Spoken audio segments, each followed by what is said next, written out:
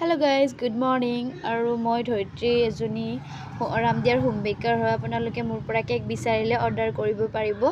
আৰু আজি bento cake এটাৰ অৰ্ডাৰ আছিলে মোৰ মিলপাৰাৰ পৰা। অলপ পাছতে মই দিবগৈ লাগিব। বিননী চন্দ্ৰত পঢ়ে তাই আৰু 2টা বজাত মোক দি আহিবলৈ কৈছে। এতিয়া মই সেইকাৰণে বনাবলৈ ষ্টাৰ্ট কৰিছোঁ। এতিয়া 12টামান বাজিছে আৰু এয়া দেখিছেনে ইমান মানে ছফ্ট হৈছে কেকটো। এয়া গুচাই আছোঁ আৰু আইচিং কৰিম অলপ পাছতে। আৰু আপোনালোকে মোৰ ভিডিঅ'বিলাক ক'ৰ পৰা চাই জনাব। আৰু আপোনালোকে মোৰ তাত অৰ্ডাৰ কৰিব বিচাৰিলে অৰ্ডাৰ কৰিব পাৰিব।